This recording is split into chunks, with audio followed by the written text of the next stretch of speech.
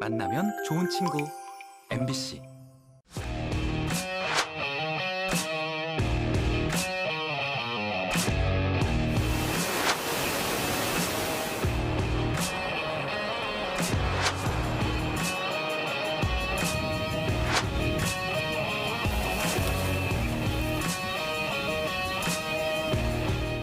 얘가 고기가 버글버글했는데 그 기름 내려오고부터 완전히 수도.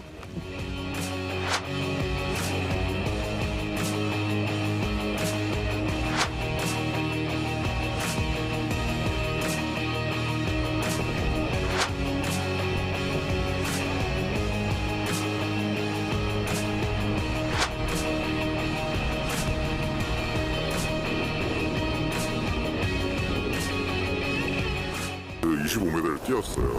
그리고 25m를 띄우고 공사를 하고 있습니다.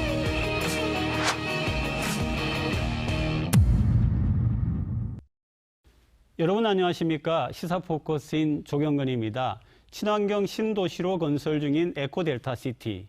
그런데 부지 조성 현장 곳곳과 지하수까지 오염된 것이 드러나면서 오염 정화 작업이 과연 제대로 진행 중인지 의문이 제기되고 있습니다. 송강무 기자 나와 있습니다. 어서 오세요. 네, 안녕하십니까. 2년 전에 부산 MBC가 에코델타시티 오염 현장을 보도한 적이 있거든요. 그리고 시간이 꽤 지났는데요. 예, 그렇습니다. 이 에코델타시티 사업은 1, 2, 3단계, 즉 세 구역으로 나뉘어서 진행되고 있습니다. 최근 문제가 불거진 건 3단계 공사구역입니다. 2년 전 부산 MBC의 오염 실태 보도 이후에 정밀 조사가 진행됐는데 그 결과가 최근 국정감사에서 확인됐습니다. 부산 강서구 일대 에코델타시티 부지조성 공사 현장입니다.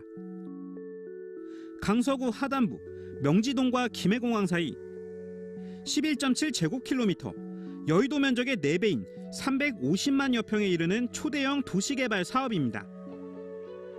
사업비는 6조 6천억 원. 시행사인 한국수자원공사가 천문학적인 개발비를 쏟아붓고 있습니다.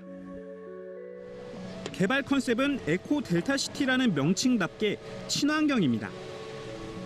특히 눈에 띄는 건 도로와 인도 포장 방식입니다. 자연 상태와 비슷하게 빗물 투과율을 높인 이른바 저용량 개발입니다. 일반적으로 도심 아스팔트는 빗물이 땅으로 스며들지 않고 하수관로로 빠져나가거나 집중호우가 내릴 땐 하수관로가 막혀 침수 피해의 원인이 됩니다. 하지만 에코델타시티는 빗물을 땅속으로 잘 스며들게 해 수자원 확보는 물론 재해 예방까지 가능하도록 설계됐습니다. 예전에는 비가 오면은 그게 일종의 저희는 자원이에요. 그게 수자원. 그런데 도시에 불투수층이 많다 보니까 이걸 전부 다 하천으로 유출을 시켜버리죠. 그게 이제 나중에 필요할 때는 지하수를 뺏어 쓸 수도 있기 때문에. 하지만 문제는 이 지역 토양 곳곳이 오랜 기간 오염이 축적되어 있다는 겁니다.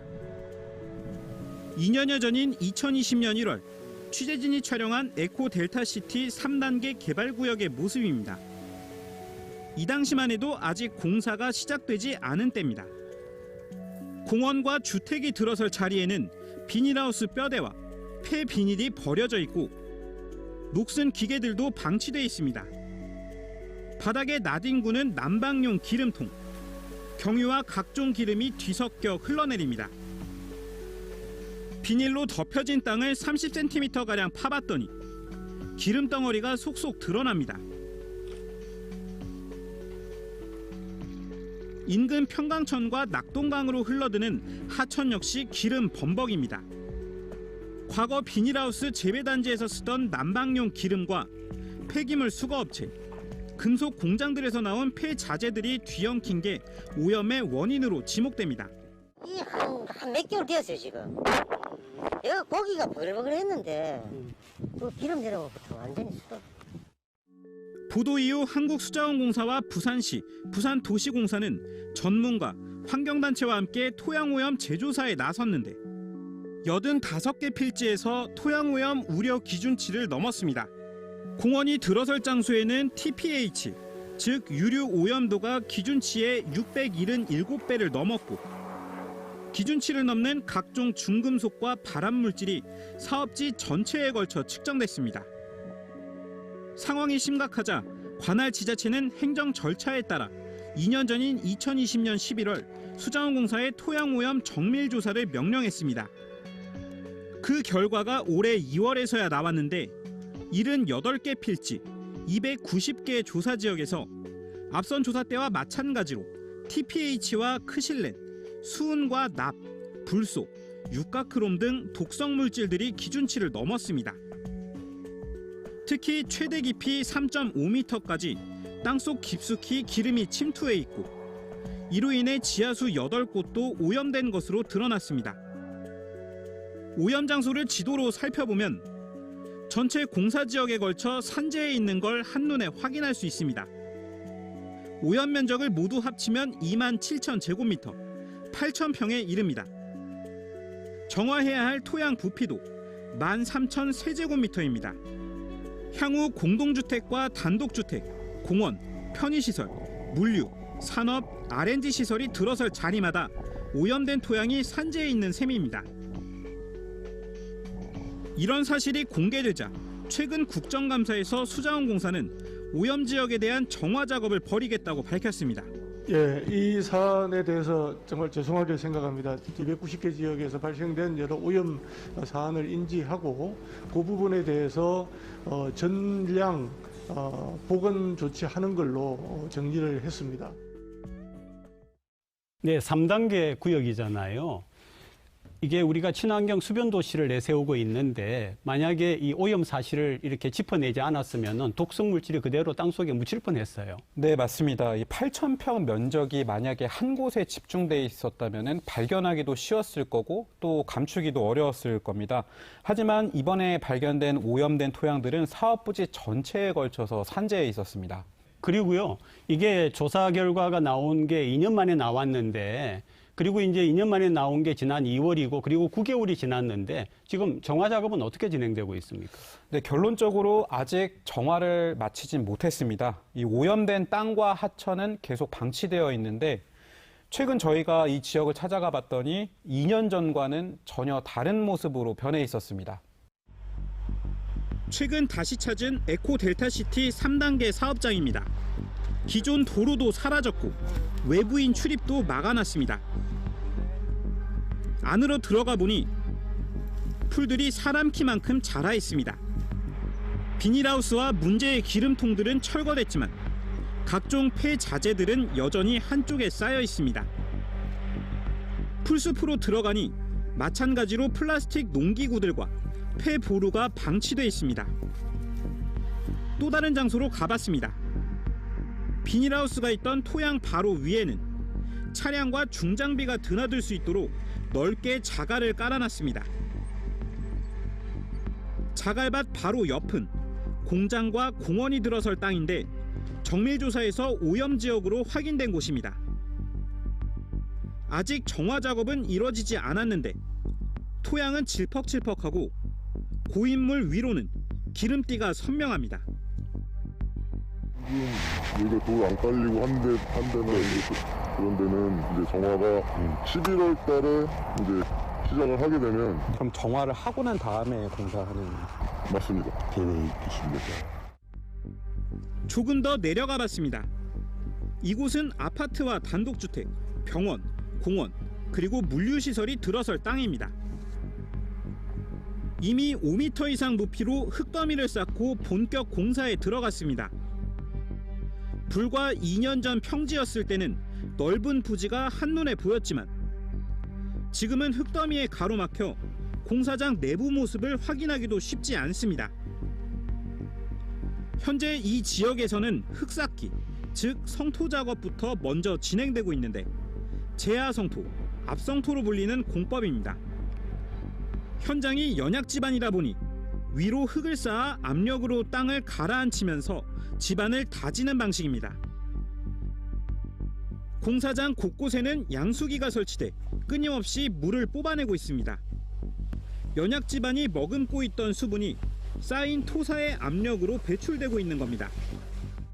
이제 제하성토라고 하는데 이제 제하성토를 검 부분만 심화가 돼가지고 내려가는 거지 그 영향을 최소화하기 위해 가지고 그쪽 오염된 부분으로부터 굉장히 이격돼가지고 지금 하고 있습니다. 이곳 역시 토양 오염 정화 작업은 아직도 진행되지 않았습니다. 그런데도 5m 넘는 높이로 흙을 쌓아 땅을 다지는 작업이 먼저 진행되고 있습니다. 공사 중인 작업 현장 안으로 들어가 봤습니다. 덤프트럭이 쉴 새 없이 흙을 나르고 중장비들로 땅을 다지는 작업이 한창입니다. 옅은 황토색 토사는 이미 넓은 범위에 뿌려져 단단한 지형을 만들고 있습니다. 과거의 모습과 비교해보면 아예 다른 장소로 변해버렸습니다. 압성토 작업이 진행 중인 지역에만 해도 오염된 지점으로 지목된 곳은 20여 군데에 이릅니다. 공사 관계자들은 오염된 장소는 제외하고 성토 작업을 진행하는 중이라고 설명합니다. 지금 보면은 중간중간 비어 있는 데 있잖아요. 그러니까 저희가 오염 조사를 해가지고 이제 환경단체에서 이제 여기는 오염됐으니까 건드지 마라. 이랑 거기에서 25m를 띄었어요. 그리고 25m를 띄우고 그 부분을 제외를 하고 지금 공사를 하고. 실제로 그런지 확인해봤습니다. 최고 수준의 정화가 필요한 주거용지는 1m 높이가량의 자갈로 뒤덮여 있습니다. 기름은 기준치의 40배, 중금속 물질인 아연도 기준치의 10배를 넘었고 지하수 2곳도 오염됐다고 지목된 장소입니다. 하지만 오염지 반경 25m는 건들지 않았다는 말과 달리 맞닿아 있는 바로 옆까지 성토가 진행됐습니다. 위성사진을 살펴봐도 2020년 6월 성토를 위한 흙더미가 서서히 쌓이기 시작하더니 토양오염 정밀조사가 시작된 시점에는 오염지 코앞까지 작업이 진행됐습니다.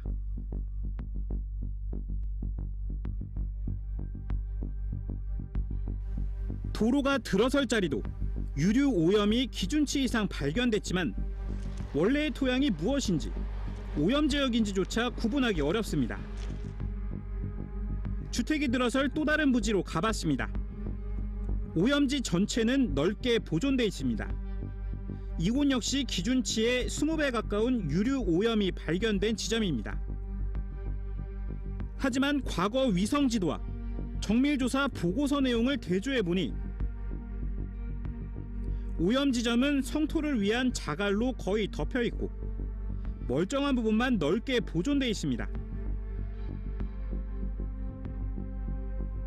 오염 정화를 마무리하지 않고 먼저 공사를 진행하다 보니 벌어진 일입니다. 오염구역을 공사 전에 발견했을 때는 다른 공사를 못하고 정화 후에 공사하도록 되어 있어요. 그런데 이미 공사를 진행 중에 발견됐는데 공사를 못하게 하는 것도 그것도 낭비다. 그게 이제 정도나 이런 것에 따라서 영향을 미칠 수도 있고 안 미칠 수도 있거든요. 사실 순서가 안 맞죠. 토목시고 하는 거에 제일 참 무서운 점이 뭐냐면요. 덮어버리면 아무도 알 수가 없어요. 토양 정화를 하지 않았는데 흙을 쌓는 성토 작업부터 한다. 이게 문제가 있는 거 아닙니까? 네, 일단 수자원공사와 시공사 말대로 이 토양오염 지역을 보존하고 있다는 말은 어느 정도 사실입니다. 하지만 보신 것처럼 장기간 오염지가 방치돼 있던 상태에서 이 맞닿은 곳 바로 앞까지 성토를 진행하다 보니까 이제 실제 정화를 할 때 또 다른 문제가 불거질 가능성도 있습니다. 부산 시민공원 내 국제 아트센터 건립부지입니다. 3만 제곱미터 땅에 2,000석 규모의 클래식 전용 콘서트홀이 들어섭니다. 그런데 지난해 4월 착공 석 달 만에 공사가 전면 중단됐습니다. 착공 전 토양오염 정밀조사 결과 유류 오염 범위가 4,000세제곱미터로 추정됐지만 실제 땅을 파보니 2배 가까운 오염토가 확인된 겁니다. 딱 조사한 데까지만 파고 오염표가 더 있는데 안 그런 여지가 없으니까 계속 파다가 좀 더 나오니까 이렇게 더 판 걸로 그렇게 알고 있습니다. 결국 완공 시점은 계획보다 1년 이상 늦춰졌습니다. 에코 델타시티 3단계 역시 마찬가지입니다. 오랜 기간 방치된 오염지역 바로 옆에 성토 작업을 해놓은 상태이다 보니 실제 정화를 할 때 조사 결과보다 더 광범위한 오염 상태가 발견될 경우 성토 작업은 원점으로 돌아가야 합니다. 이미 쌓아놓은 흙더미를 파내 그 아래 오염지를 정화하고 다시 성토를 해야 하는 문제가 생기는 겁니다. 이 지역은 그 생활 오염 면적에 비해서 오염량이 좀 많기 때문에 사실 오염 심도가 좀 깊은 지역인데 정화 지역을 이렇게 조성해놨다는 거는 나중에 정화 작업을 하는데 어려움이 생기지 않나 이렇게 사석을 깔아두면. 시행사인 한국수자원공사는 이번 달 정화업체를 선정한 뒤 앞으로 2년 안에 모든 정화 작업을 마칠 계획이라고 밝혔습니다. 네, 앞으로 제대로 정화가 진행되는지 잘 지켜봐야겠어요. 예, 그렇습니다. 네, 그런데 지금까지 본 거는 에코델타시티 조성제 중에서 3단계 구역을 봤는데 그러면 이미 일찍 시작한 1, 2단계는 어떻게 되어 있습니까? 네, 현재는 1, 2단계 구역에서는 큰 문제는 발견되진 않았습니다. 하지만 과거 환경 영향 평가 기록을 보면 의심되는 지점이 있는 것도 사실입니다. 에코 델타시티 1단계 구역, 그리고 그 위쪽엔 2단계 구역입니다. 3개 구역으로 나뉘어 부지 조성 사업이 진행 중인 에코 델타시티는 이미 서남쪽 1단계 지역과 서북쪽 2단계 지역은 기반 공사가 거의 마무리된 상태입니다. 1단계 지역에는 이미 54세대가 입주한 스마트 빌리지가 조성돼 있습니다. 문제는 1, 2단계 구역 역시 과거 비닐하우스와 금속 공장 등이 꽤 있었던 곳입니다. 에코 델타시티 착공전인 2013년 위성 사진입니다. 현재 문제가 되는 3단계 지역에 넓게 분포된 비닐하우스와 공장들이 확인됩니다. 서쪽 1, 2단계 지역 역시 곳곳에 비닐하우스가 설치돼 있고 특히 평강천과 맥도강이 합쳐지는 지점을 중심으로 금속 공장들이 밀집된 걸 확인할 수 있습니다. 이런 사실은 2013년 말 완료된 환경영향평가에서도 확인됩니다.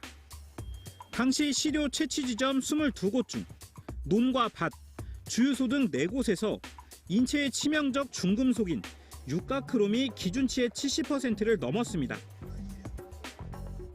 관련법은 토양오염 우려 기준을 초과하거나 기준치의 40에서 70%의 농도가 측정되면 오염 면적과 농도를 정확히 확인하는 정밀조사를 실시하도록 되어 있습니다. 하지만 당시 반드시 거쳤어야 할 정밀조사는 아예 이루어지지 않았던 것으로 드러났습니다. 이거는 정밀조사를 반드시 해야 한다는 조항인 거예요? 아니면 할 수 있다는 조항인 건지? 평가 지침에 따라서 할 때 여기에 해당이 되면 정밀조사를 해야 된다는 내용입니다. 이미 1단계는 100%, 2단계는 80% 정도 공정이 끝난 상태로 오래전 기존 건축물들은 철거됐고 땅을 파고 성토 작업까지 마쳤습니다. 지금은 인도와 도로가 깔려 있고 다져진 토양 위에 건물을 세우는 일만 남았습니다. 결국 부실한 환경영향평가로 인해 땅이 얼마나 오염됐는지 확인조차 없이 오염물은 그대로 토사에 묻혀 더 이상 확인할 길이 사라진 겁니다. 이 같은 문제는 지난 국정감사에서도 지적됐습니다. 그래서 정밀조사를 해야 되는 것도 안 해서 문제지만 환경부가 이 환경평가서를 받아보고 이것도 발견하지 못한 거예요. 제대로 살펴보지도 않았어요. 환경 영향을 줄이는 어떤 방안들을 찾는 부분들이 있는데 부족한 부분들이 있습니다. 그러한 부분들을 좀 종합 검토해서 별도로 보고도록 하겠습니다. 네, 말 그대로 오염 사실 여부가 땅속에 묻힌 거잖아요. 에코델타시티라고 하는데 이리 되면은 에코라는 말이 상당히 무색해지는 거죠. 현재 3단계 공사가 20% 진행되었다고 들었습니다. 남은 지역이라도 정화 작업이 확실히 이루어져야겠습니다. 예, 맞습니다. 일단 수자원공사는 현재 문제가 된 3단계 구역의 해당 오염 지역들을 이 주거지나 공원에 적용되는 최고 수준의 기준을 적용해서 정화 작업을 할 방침이라고 밝혔습니다. 이 역시 저희들이 계속 지켜봐야 할 부분입니다. 네, 송 기자 수고 많으셨어요. 네.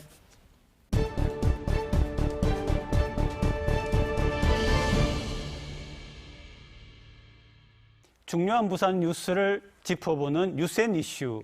오늘도 부산시 의회 두 분 함께 합니다. 더불어민주당 서지연 의원, 국민의힘 이준호 의원 나오셨습니다. 어서 오세요. 네. 반갑습니다. 지난 주말 절대 일어나서는 안 되는 일이 일어났습니다. 영상 보고 얘기 나누시죠. 서울 이태원 참사의 충격으로 오는 주말까지 국가 애도 기간이 선포되면서 3년 만에 재개될 예정이던 부산 불꽃축제가 무기한 연기됐습니다. 11월 행사는 일단 전격 취소를 하고 그 이후에 상황과 여건을 봐가면서 새롭게 준비를 하도록. 당초 부산 불꽃축제에는 100만 명 넘는 인파가 몰릴 것으로 예상됐습니다. 헬로윈 축제와는 달리 안전관리 인력 3,700여 명이 배치되고 일대 교통 통제도 계획돼 있었지만 대중교통과 광안리 해수욕장을 잇는 현장 주변 골목 13곳 중 11곳이 폭 8m 이하라는 점이 부각됐습니다. 부산시는 사전 판매된 유료 관람석 8,000석을 전액 환불 처리할 방침이라 밝혔습니다. 이 밖에도 서면 젊음의 거리에서 열릴 예정이던 슈즈 페스티벌, 메디컬 스트리트 축제가 취소됐고 매주 토요일 열리는 광안리 드론 라이트 쇼도 애도 기간 동안 진행되지 않습니다. 네, 정말 가슴 아픈 일이죠. 국민 애도 기간이 지금 지나가고 있고요. 그리고 모든 국민이 안타까움과 슬픔에 빠져 있습니다. 네, 우리 서 의원님. 이번 이태원 참사로 발생한 희생자 분들의 넋을 기리면서 지자체와 안전관리 시스템이 제대로 작동하도록 이제는 신경 써야 할 때라고 생각합니다. 우리나라는 총 2번에 걸쳐서 국가 애도 기간이 선포된 적이 있는데요. 첫 번째로 선포됐을 때는 MB 정권 때 이제 천안함 용사들을 대상으로 선포했고요. 두 번째가 이번 이태원 압사 사태입니다. 국가 애도 기간이 선포된 만큼 많은 국민들이 슬픔과 애도의 물결이 끊이지 않고 있는데요. 정부에서 하루빨리 이 사태를 좀 잘 추스리고 재발 방지 대책을 잘 세워주기를 기대하겠습니다. 네, 그리고 부산 같은 경우에는 이번 주말에 열리기로 했던 부산 불꽃축제가 연기가 됐죠. 사회 정서 그리고 국민 정서라는 것이 있죠. 이렇게 애도 기간을 거치면서 정서적으로 힘든 시기에 우리가 축제를 개최하는 것은 옳지 않다라는 판단을 했고, 그리고 불꽃축제를 기대하셨던 시민들조차도 이 정서에 공감해 주실 것이라고 생각하기 때문에 저는 부산시가 이런 결정을 내리는 것이 합리적이다라고 생각합니다. 네. 30일에 개최 예정이었던 원아시아 페스티벌도 당일 취소가 되었고요. 네. 크고 작은 행사들이 사실 10월, 11월에 좀 집중되어 있었는데 모두 취소가 되었습니다. 사실 3년 만에 엔데믹을 기념하면서 시민분들께서는 좀 해방감도 느끼시고 가족과 이렇게 가을밤의 정취를 느끼기 위해서 많이 준비들을 하셨을 텐데, 아무래도 이번 사태가 참사인 만큼 국민 애도 기간에 모두가 함께 참여해 주시면서 지자체의 입장에서는 더욱더 한 번 더 점검할 수 있는 시간을 가질 수 있을 것이라 생각합니다. 만약에 이번 주말에 그대로 열렸다라고 우리가 가정을 한다면 우리 부산시가 가지고 있던 그런 어떤 교통 대책이나 안전 대책 같은 것들이 좀 충분했다고 생각하시는지요? 어떻습니까? 네, 일단 부산시 같은 경우에는 100만 명 이상이 모이는 행사를 예상했기 때문에 네. 모든 인력을 다 투입해서 대비를 해놓은 상태였습니다. 행정에서 발휘할 수 있는 공무원 인력, 경찰 인력, 소방 인력, 그리고 그마저도 부족하다고 생각해서 해병대 전우회, 또 택시회 네. 등의 협조를 구해서 3,700여 명에 달하는 교통안전 인력을 배치를 완료시켜 놓은 상태였습니다. 일전의 예로 BTS 콘서트 때 10만여 명 정도가 운집했지만 단 한 건의 사고 없이 네. 안전하게 우리가 행사를 성황리에 개최했었죠. 그래서 부산시에서는 면밀하게 또 그리고 체계적으로 준비를 하고 있다라는 말씀을 드리고 싶습니다. 아무래도 이렇게 부산시가 주최를 하는 행사의 경우에서는 공연법의 재해 예방 조치에도 해당이 되고 부산시가 좀 더 철두철미하게 준비를 하다 보니까 안전관리 계획이라는 것을 수립하게 됩니다. 그리고 심의위원회도 거치게 되다 보니 경찰, 소방, 당국 모두의 협조를 좀 이룰 수 있고 교통공사와도 협조를 하면서 이동까지도 연관이 되다 보니까 아무래도 좀 더 확실한 책임기관이 있다라는 것에서 컨트롤 타워 역할을 하고 있다라고 말씀을 좀 드릴 수 있는데, 문제는 이번 이태원 참사처럼 네.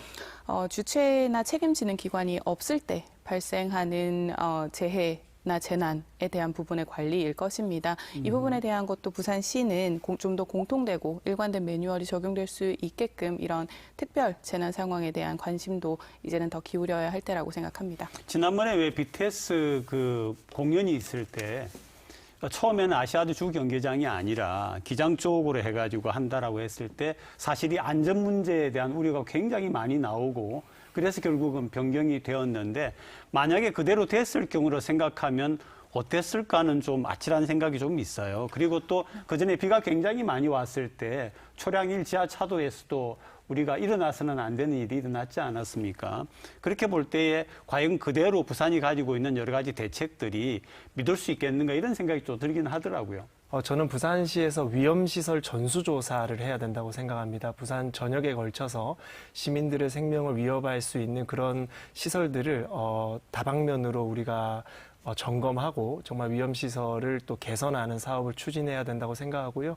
그리고 사고 다발 구역에 대해서 시민들께 사전에 고지를 할 수 있는 어떤 시스템을 만들어서 시민들이 안전을 미리 예방할 수 있는 그런 정보를 제공해 주면 좋을 것 같다라는 생각을 하고 있습니다. 부산시는 안전도시 추진에 관한 조례도 있고 안전관리위원회도 구성이 되어 있습니다만 이런 불꽃축제 같은 경우에서도 안전사각지대를 좀 더 살필 필요는 있습니다. 예를 들어서 불꽃축제를 광안리에서만 보지 않으시고 사실은 마린시티나 용호동 이렇게 좀 더 해변이 가까운 곳에서도 많이 즐기지 않으십니까? 그렇죠. 그런 곳에서 뭐 테트라포트 위에 올라가서 보신다든지 혹은 방파제나 요트 승선에서 보실 때 생길 수 있는 안전 그리고 낙상 사고에 대한 부분도 얼마나 면밀히 챙기느냐에 따라서 미리 막을 수 있다라고 생각을 합니다. 거기다가 이제 필요한 게 기관 간에 이렇게 유기적인 연결이 필요한 것 같아요.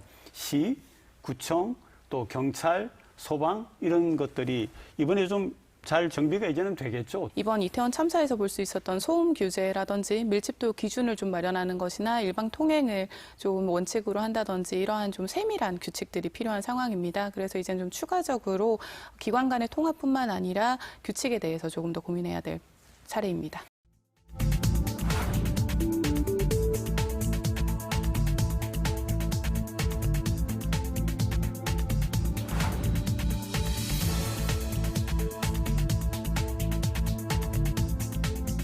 元気よく泳ぎ、餌を食べているのがわかります。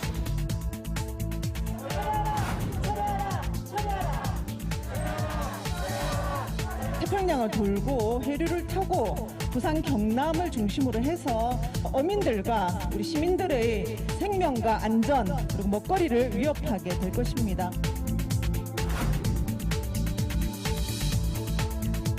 중재재판을 우리 정부가 회부할 수 있고 그 결과가 나오기 전까지는 방류를 금지하는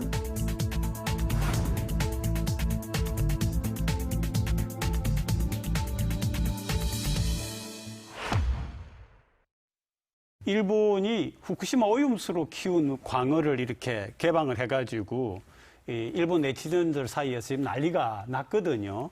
그런데 일본은 오염수가 문제 없다고 하지만은 믿을 수 있을까요? 사실 일본 정부는 후쿠시마 사태가 일어나고 난 이후에 정부가 주도를 해서 후쿠시마산의 식수나 식품을 먹으면서 응원하기라는 캠페인을 펼치고 있습니다. 네. 자국민들 사이에서도 이제 내국 관광을 좀 더 활성화시키고 후쿠시마산이 문제가 없다, 오염수가 문제가 없다라는 것을 불안감을 좀 종식시키기 위한 정부 주도의 캠페인이 일어나고 있는데요.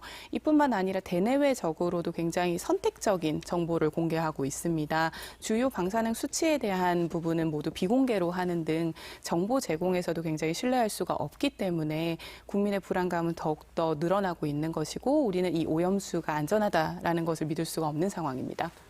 네, 옛말에 돌다리도 두들겨보고 건너라는 말이 있죠. 그렇죠. 네, 단 1%의 위험에 처할 가능성이 있다면 우리나라 정치인들은 이 문제에 대해서 결사적으로 반대를 해야 된다고 생각합니다. 이것은 경제 문제도 아니고 환경 문제도 아니고 국민의 생명과 목숨이 위태로울 수도 있는 문제이기 때문에 일본에서 발표한 자기적인 아주 그런 괜찮다는 발표에 대해서 우리 정부는 계속적으로 의심해야 되고 오로지 우리 국민의 생명만 보고 또 국제사회와 일본의 이런 우려를 지속적으로 표현해야 된다고 저는 생각합니다. 진짜 이제 내년 4월로 지금 알려져 있는데 방류가 이루어졌다. 그럼 우리 부산에 미치는 영향을 어떤 식으로 보고 있습니까? 후쿠시마 오염수가 방류가 됐을 때를 가정을 네네. 했을 때 아무리 ALPS라는 제거 설비를 이용을 해서 어느 정도 안전성을 만든다고 할지라도 가장 네. 문제가 되는 것은 지금 삼중수소의 문제입니다. 그렇죠. 삼중수소 같은 경우는 완전하게 사라지지가 않을 것이고 이를 희석해서 방류한다고 해도 결국 총량은 같기 때문에 네. 그에 대한 불안감을 저희가 호소하고 있는 것인데요. 삼중수소는 뭐 DNA 손상과 생식 기능을 악화시킨다라고 합니다. 만약에 이 삼중수소가 미량이라도 우리가 먹을 수 있는 이 해양 생태계에 침입을 하게 된다면 암을 포함해서 이제 유전성 질병까지도 우려를 할 수가 있게 됩니다. 그 불안감이 결국은 소비를 동결시키게 되고 그렇죠. 그것이 결국은 수산물이나 이제 해양 생태계에 관련된 모든 업종을 마비시키게 되는 사태가 벌어질 것입니다. 일단 수산물과 바닷물에 대한 엄청난 공포감이 확산될 것입니다. 첫 번째로 수산물에 대한 불신은 수산업과 어업 그리고 자영업을 하시는 분들의 경제 상황의 붕괴를 가져다 주게 될 것이고요. 그리고 바닷물에 세슘과 요오드가 방사능이 아닌 다른 이유에서 검출되더라도 우리는 그것이 방사능으로 인해서 검출되었다고 생각을 하게 될 것입니다. 그래서 우리가 아주 정서적으로 방사능에 대한 공포감을 가지고 생활해야 되기 때문에 정말 일상적인 생활이 불가능한 수준의 이런 환경에 놓이게 될 것이다라고 저는 진단하고 있습니다. 지금 이제 전문가들 얘기가 후쿠시마 오염수가 방출이 되고 나면 한 220일 정도 만에 제주도에 그리고 한 400일 정도 만에 서해까지 그 오염수가 온다라고 하는데 우리 정부가 여기에 대하여서 과연 제대로 대책을 세우고 있는지 잘 모르겠어요. 저 또한 구체적인 대책이 없는 것 같아서 좀 네네. 안타까운 입장입니다. 사실은 굉장히 많은 절차별로 해서 지금 준비가 들어가야 하는데 과학적인 접근과 또 외교적인 접근으로 나누어서도 대책이 나와야 하는 상황입니다만 아직은 그렇게 적극적인 움직임이 보이지 않는 것 같습니다. 방사능 검출에 대한 대응 매뉴얼도 없고요. 방사선 재해 방지를 위한 원자력 안전위원회에도 이 일본 오염수 방류 문제에 대한 전담 인력은 없는 상태입니다. 특히 정부는 지금 IAEA와 같이 국제 보고서에 우리나라 입장을 좀 더 싣는 부분이나 공조를 좀 더 요청하는 목소리의 활동을 해야 하는데 그 부분에 대한 부분도 지금 좀 아쉬운 부분이고요. 일단 국제법상 제재 방안도 검토를 하고 있는지 의문입니다. 이게 대책을 논하다 보니까 네. 저는 사후 대책은 아예 의미가 없다라고 생각합니다. 그렇죠. 소 잃고 외양간 고치는 것은 의미가 없잖아요. 특히나 이 방사능이라는 것은 눈에 우리가 보이지가 않습니다. 그리고 바닷물에 오염된 오염수도 우리가 눈으로 식별할 수 없기 때문에 우리 국민들이 어디서 방사능에 노출돼서 건강을 잃을지를 우리는 알 수가 없습니다. 그래서 사후 대책을 논하는 것은 무의미하고요. 우리는 예방해야 됩니다.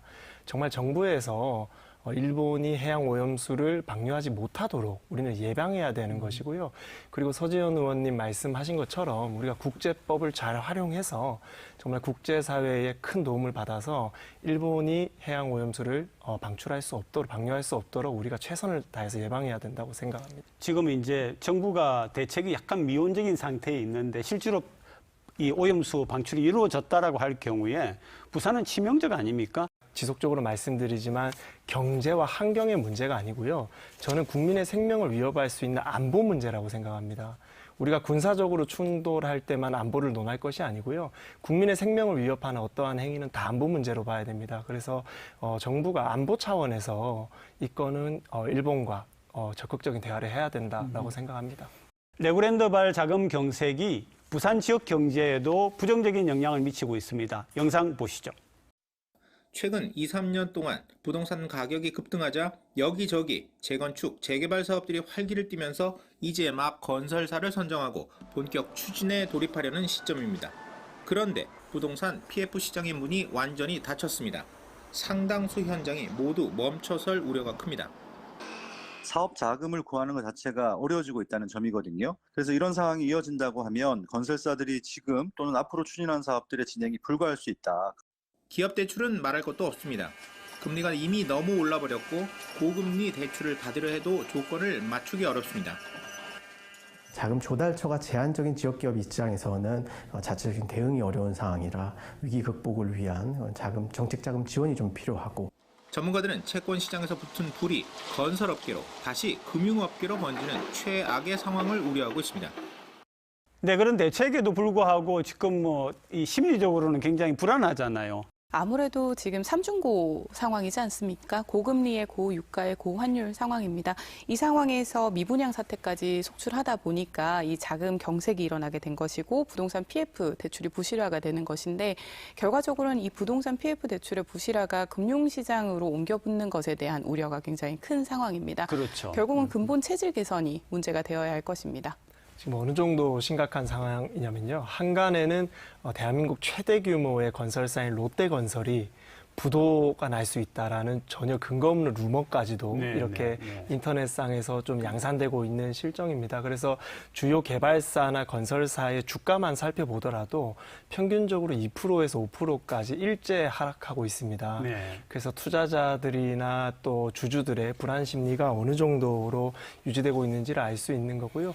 하지만 다행스럽게도 정부에서 50조에 해당하는 이런 자금 유동성을 발표를 했죠. 그래서 저는 정부의 강력한 메시지가 분명히 시장에 영향을 줄 것이다. 그래서 곧 이 사태가 진정될 수 있을 거다라고 판단합니다. 근데 우리가 지금 부산 지역에서 가장 걱정을 해온 거는 전국적으로 특히 수도권이 뭐가 잘 되고 있어도 사실 부산 경제는 굉장히 어렵다 이렇게 이야기를 해왔는데 이번 사태 같은 경우에 부산 지역에 주는 영향은 굉장히 부정적 아닙니까? 정부에서 긴축 재정을 펼치겠다고 하면서도 이렇게 갑자기 금융 완화를 좀 시키면서 50조 규모 이상을 이렇게 풀 때에는 그 정도로 시장의 규모가 크기 때문에 그 정도의 현금 유동성이 필요하다는 것인데 지자체가 부담하기에는 너무나 큰 규모입니다. 그래서 중앙정부에서 이 부분은 사실은 규제 분야에서도 완화를 시키고 공적 금융 완화를 좀 시키면서 동시에 좀 과감하고 신속하게 결단이 필요한 상황이고 부산시의 입장에서는 주도적으로 금융 완화를 하는 것보다 전수조사나 실태조사를 통해서 어느 정도의 지원이 필요한지 지자체별로의 그 금융 완화가 필요한 규모 그리고 규제 완화가 필요한 부분을 적극적으로 정부와 소통하는 그런 자세가 필요할 것으로 보입니다. 지금 말씀을 들어보니까 부산시 자체로서 어떤 자금을 조달한다든지 그런 게 아니라 어떤 어려움들이 실질적으로 있는가라고 하는 것을 파악을 해서 중앙정부의 자금 조달에 어떤 정책하고 연계를 하는 게 좋겠다 이런 말씀 같은데요. 네, 저는 이제 근데 또 서 의원님 생각이랑 조금 다른 게 이제 이과적으로 풀 때도 있지만 저는 이 문제는 조금 문과적으로 푸는 게 더 좋을 것 같아요. 이제 윤석열 정부에서 50조 발표를 한 것은 어떠한 부동산 시장의 담론을 주도하겠다라는 거거든요. 이제 지자체가 포기하더라도 정부가 포기하지 않겠다. 그러니까 안심해라라는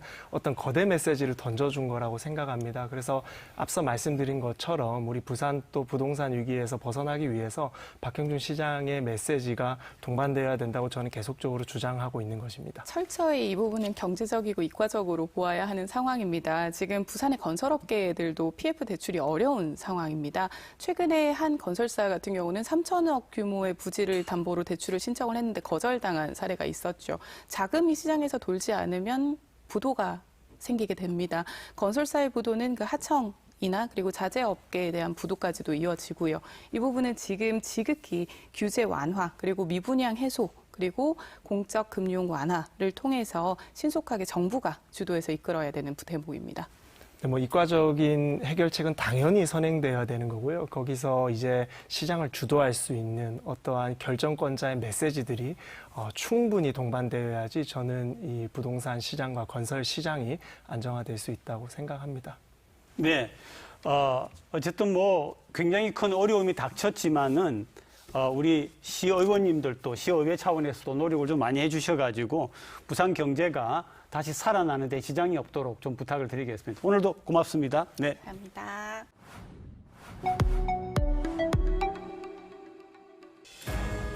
올해 9월까지 부산항의 물동량은 20피트 컨테이너 기준 1,661만 개로 지난해보다 2.6% 줄었습니다.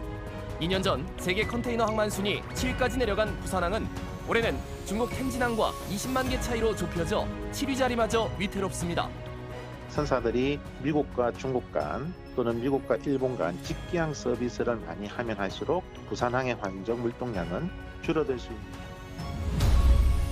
세계적인 여행 전문지인 내셔널 지오그래픽 트래블러가 부산을 2023년 세계 최고의 여행지 35곳 중 하나로 선정했습니다. 이 잡지는 부산을 문화부문 세계 7개 도시 가운데 한 곳으로 꼽으며 국제 영화제와 커피, 맥주 양조장 등을 갖춘 문화적 가치가 높은 도시로 소개했습니다. 인터넷 전화번호인 070을 휴대전화번호인 010으로 바꾼 보이스피싱 범죄가 기승을 부리고 있습니다. 전화금융사기 일당은 발신번호 변작 중계기를 범행에 사용했는데 경찰은 올해 상반기에만 일당 50명을 검거한 데 이어 최근 22명을 추가 검거했습니다. 경찰이나 검찰 국가기관에서는 절대로 현금을 요구하지 않는다는 점을 각별히 주의하실 게 필요할 것 같습니다. 원전해체 기술 거점 시설인 원전해체연구소가 착공했습니다.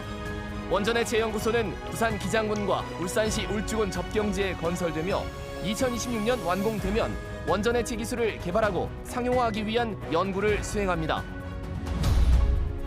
해운대구 센텀 2지구 산업단지가 중앙토지수용위원회 협의를 마치고 내년 1단계 착공에 들어갑니다. 이에 따라 부산시는 2024년 1단계 조성을 마무리하고 2027년에는 풍산사업장 부지까지 2단계 조성 사업을 끝낼 예정이라고 밝혔습니다. 이태원 참사 희생자분들과 가족분들에게 깊은 애도와 위로의 마음을 전합니다. 다음 주 목요일에 다시 찾아뵙겠습니다. 고맙습니다. No, I'm not colorblind. I know the world is black and white.